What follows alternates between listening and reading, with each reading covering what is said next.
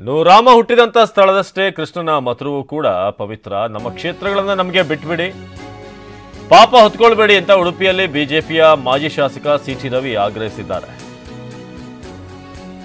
ರಾಮ ಹುಟ್ಟಿದಂತ ಸ್ಥಳದಷ್ಟೇ ಕೃಷ್ಣನ ಮಥುರವೂ ಕೂಡ ಪವಿತ್ರ. ನಮ್ಮ ಕ್ಷೇತ್ರಗಳನ್ನ ಬಿಟ್ಬಿಡಿ, ಪಾಪ ಹೊತ್ಕೊಳ್ಬೇಡಿ ಅಂತ ಸಿಟಿ ರವಿ ಹೇಳಿದ್ದಾರೆ. ಜ್ಞಾನವ್ಯಾಪಿ ನಂದಿ ಕಾಶಿ ಪುನರುತ್ಥಾನಕ್ಕೆ ಕಾಯ್ತಿದ್ದಾನೆ.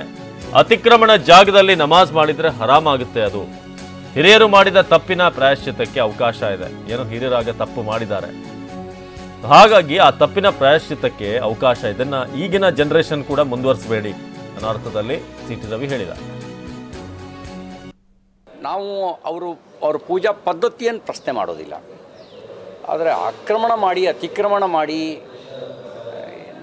ಆ ಜಾಗದಲ್ಲಿ ಮಸೀದಿ ಕಟ್ಟಿದರೆ ಅದರಲ್ಲಿ ನಮಾಜ್ ಮಾಡಿದ್ರೆ ಹರಾಮ್ ಆಗುತ್ತೆ ಅಂತ ಕೆಲವು ಸಜ್ಜನ ಮುಸಲ್ಮಾನರು ಹೇಳೋದನ್ನು ನಾನು ಕೇಳಿದ್ದೇನೆ. ಹಾಗಾಗಿ ನಮಗದು ಪವಿತ್ರ. ರಾಮ ಹುಟ್ಟಿದ ಜಾಗ ಹೇಗೆ ನಮಗೆ ಪವಿತ್ರನೋ ಕೃಷ್ಣ ಜನ್ಮಸ್ಥಳವೂ ಅಷ್ಟೇ ಪವಿತ್ರ. ಜ್ಞಾನವ್ಯಾಪಿಯ ನಂದಿ ಕಾಶಿಯ ಪುನರುತ್ಥಾನಕ್ಕಾಗಿ ಕಾಯ್ತಾ ಇದ್ದಾನೆ, ಅದು ನಮಗೆ ಪವಿತ್ರ. ಇದನ್ನು ಮನಗಂಡು ಅವರು ಬಿಟ್ಕೊಡೋದ್ರ ಮೂಲಕ ಯಾರೋ ಸನಾತನ ಧರ್ಮ ವಿರೋಧಿಗಳು ಮಾಡಿದ ಪಾಪನ ಇವ್ರು ಯಾಕೆ ಹೊತ್ಕೋಬೇಕು?